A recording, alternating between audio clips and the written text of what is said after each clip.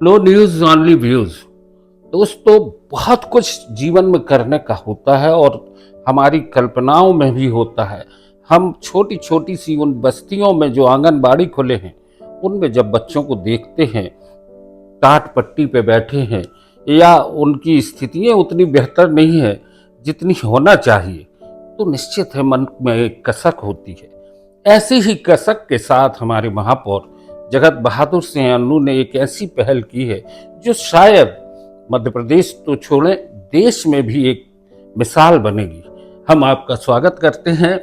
और अनु जी, सबसे बड़ी चीज है कि आंगनबाड़ी केंद्र अभी जबलपुर में जितने हैं, उनको लेके आपकी जो योजना है वो किस तरह से आगे बढ़ रही है? मैं पहले शॉर्ट में आपको ये बता दूं कि आंगनवाड़ी केंद्र क्या होता है। बहुत सारे ऐसे लोग हैं जो बस्तियों में नहीं रहते, तो उनको आंगनवाड़ी केंद्र के बारे में पता नहीं है। आंगनवाड़ी केंद्र एक छोटी सी संस्था है जो एक कमरे में लगाई जाती है। हर वार्ड में औसतन 9 से 10 आंगनवाड़ी केंद्र होते हैं, किसी में 20 भी होते हैं, किसी में 5 भी होते हैं। इन आंगनवाड़ी केंद्र में 2 शिक्षक के रूप में लोग होते हैं, एक कार्यकर्ता कहलाते हैं, एक सहायिका कहलाती है। और उसमें जो बच्चे हमारे आते हैं उस आंगनवाड़ी में, वो 3 साल से 6 साल के बच्चे होते हैं, जिनको अनार का A फॉर एप्पल और 1 2 3 4 ये सब पढ़ाया जाता है। और उनको संस्कार दिए जाते हैं कि आपको कैसे उठना बैठना, माता पिता की सेवा, वो सब उनको बताया जाता है। साथ ही जो 0 से लेके 6 साल के बच्चे होते हैं, जो आते हैं आंगनवाड़ी में या नहीं आते, उनके टीकाकरण की व्यवस्था, उनको हर तरीके से देखना, अगर वो कुपोषण के शिकार हैं तो उनको कैसे ठीक करना। और इसके अलावा उस क्षेत्र में जो इनकी माताएं हैं, अगर धात्री महिलाएं हैं, अगर गर्भवती महिलाएं हैं, तो उनका भी टीकाकरण, और वो एनीमिक है तो उनको ठीक रखना।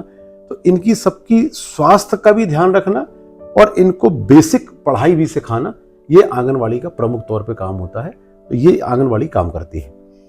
अब सरकार ने बहुत शानदार व्यवस्था करके दी है। जो हमारी गरीब बस्तियां हैं, उनके बच्चे आते हैं और इस तरीके से जुड़े हुए हैं। उनको जो व्यवस्थाएं नहीं मिल पाती थी, वो टीकाकरण नहीं हो पाता था, बच्चों का टीकाकरण नहीं हो पाता था, गर्भवती माताओं का नहीं हो पाता था, ऐसी ऐसी इस तरीके से बहुत परेशानी होती थी। सरकार ने बहुत अच्छा काम किया जो इस स्तर पर जाकर ये काम किया। हम लोग कहते हैं ना कि अंतिम छोर के व्यक्ति को उठाकर मुख्य धारा में लाना है, कैसे लाएंगे? तो सरकारों ने तो अपना काम कर दिया, पर अगर हम ये सोचे कि सरकारें सब कुछ कर देंगी तो कैसे कर देंगी? कैसे संभव है? संभव ही नहीं है। कोई आ जाए, संभव नहीं। आज हम सबसे बेहतर स्थिति में है देश की और प्रदेश की। लेकिन मुझे ऐसा लगा, मैं आंगनवाड़ी के बारे में बहुत समय से सोचता था।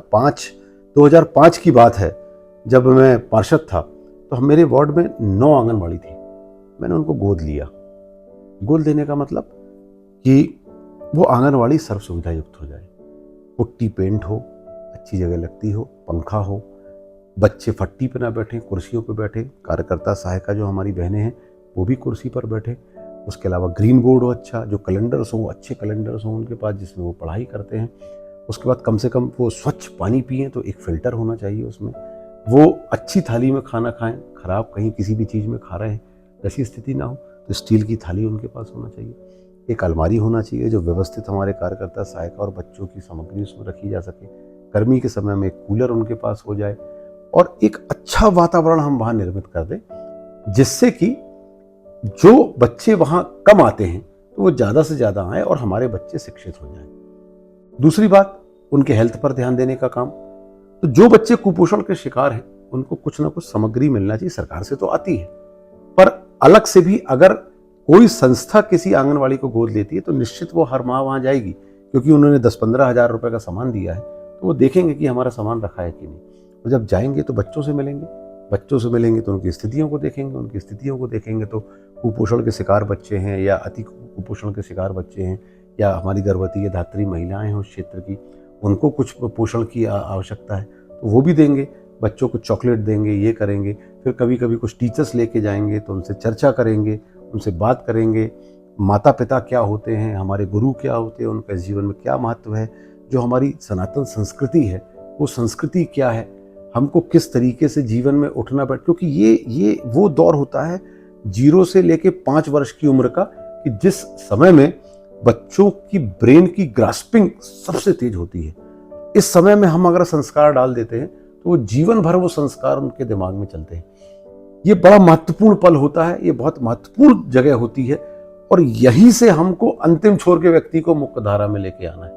वो जब स्कूल जाएगा, दूसरी जगह 5 साल की उम्र में, 6 साल की उम्र में पढ़ने जब जाएगा, तो वो उतना उसका ब्रेन डेवलप हो चुका हो कि वो हमारी सनातन संस्कृति को भी समझता हो।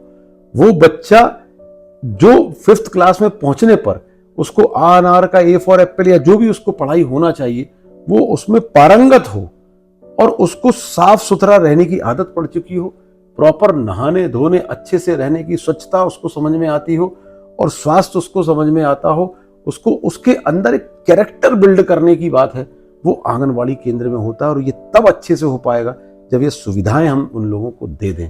निश्चित है कि एक वातावरण जब अच्छा होगा तो बच्चे के विकास की एक नई धारा भी तैयार होती है। और जो आपने कहा, कतार के आखिरी छोर के व्यक्ति के लिए भी काम करने की जरूरत है। और अभी जिस तरीके से आपने, लगभग कितने आंगनबाड़ी केंद्र हैं अपने इधर? देखिए, जबलपुर शहरी क्षेत्र में 687 आंगनवाड़ी केंद्र है। 687 आंगनवाड़ी केंद्र को गोद लेने के लिए मैंने लोगों से चर्चा की, तो सबसे पहले 15 संस्थाएं आगे आईं, जिनको मैंने प्रेस कॉन्फ्रेंस में बैठा उनके साथ। उन्होंने 101 सबका जब जोड़ किया तो 101 आंगनवाड़ी आई। हम लोगों ने लगभग 9 वार्ड की आंगनवाड़ियाँ हम लोगों ने गोद लेने का काम किया। उस पर कल सोमवार से काम चालू हो जाएगा। गोद लेने का अर्थ मैंने आपको पहले बताया कि सर्व सुविधा युक्त बना देना और समय समय पर जाकर बच्चों के अंदर संस्कार डेवलप करना, उनके स्वास्थ्य का ध्यान रखना, उनके परिवार के स्वास्थ्य का ध्यान रखना और उनकी पढ़ाई का ध्यान रखना कि जो ज़रूरत है उनको मिले और एक अच्छा हाइजीनिक वातावरण उनको वहाँ पर मिले। ये देखने का काम है, ये गोद लेने का काम है। और पोषण आहार जो उनको चाहिए वो उनको मिलना चाहिए। 101 आंगनवाड़ी ऐसी हमारी 15 संस्थाओं ने गोद ले ली है, जो कि आने वाले 15 दिनों के अंदर वो आंगनवाड़ियों को सुसज्जित करेंगे और वहाँ का वैसा वातावरण बनाएंगे। और लगातार हम लोग जो काम कर रहे हैं, लोग हमारे साथ जुड़ते जा रहे हैं।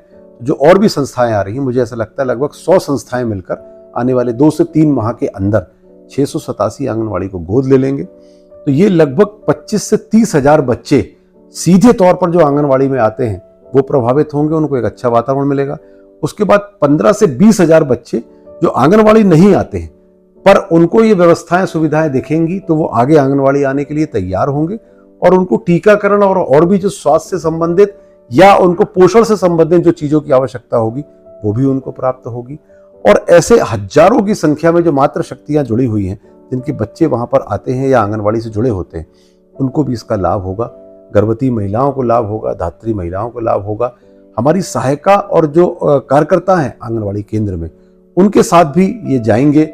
जब जाएंगे तो खाली हाथ नहीं जाएंगे, निश्चित तौर पर उनके लिए भी कुछ ना कुछ लेके जाएंगे। तो जब सामाजिक संस्थाएं इस तरीके से काम करने लगती हैं तो निश्चित तौर पर सरकारें जो बहुत अच्छा काम कर रही हैं उनके साथ कंधे से कंधा मिला के जब सामाजिक संस्थाएं चलती हैं तो उद्धार तो होता ही होता है। तो निश्चित तौर पर आंगनवाड़ी का उद्धार होगा। बच्चे जितने भी हैं उनकी सबकी कौशल भी उनका बढ़ेगा, उनके अंदर संस्कृति का भी निर्माण होगा, उनके पारिवारिक वातावरण भी ठीक होगा। एक जब आप वहां जाकर बच्चों के साथ इंटरेक्शन करेंगे, बात करेंगे, तो एक कुटुंबीय व्यवस्था जो है उसमें जो आगे चलकर व्यवस्थाएं अब खराब हो रही हैं, एक साथ एक चूल्हे में 10 लोग खाना नहीं खा पा रहे हैं, ये अगर हमने आंगनवाड़ी से बच्चों के दिलो दिमाग में अगर बात डाल दी तो विश्वास मानिए आने वाले 1 दशक के बाद कुटुंबीय व्यवस्था भी हमारी बेहतर होने लगेगी। दोस्तों, जिस तरह से एक प्रयास है, सरकार की योजनाएं हैं, उनको क्रियान्वयन करने के लिए यदि सामाजिक संस्थाएं भी एक होती हैं और उनको बेहतर ढंग से करते हैं, तो जैसे एक कुपोषण के खिलाफ जंग है, जैसे कि एक शिक्षा के खिलाफ जंग है, उस सब में कहीं ना कहीं एक बेहतर माहौल, बेहतर वातावरण के साथ एक नई पीढ़ी खड़ी होने की आपको सामने दिखेगी। जो देश का आने वाला भविष्य है, महापौर जगत बहादुर सिंह अन्नू ने जो ये प्रयास किए हैं, निश्चित तौर पर न सिर्फ जबलपुर के लिए बल्कि मध्य प्रदेश और देश के लिए भी एक मिसाल बनेंगे। और हजारों बच्चे जो आज यहाँ से निकलेंगे वो भारत की एक आवाज होंगे जो कि कहेगी कि सारे जहां से अच्छा हिंदुस्तान हमारा। नो न्यूज ऑनली व्यूज पर आपने चर्चा की। बहुत बहुत धन्यवाद।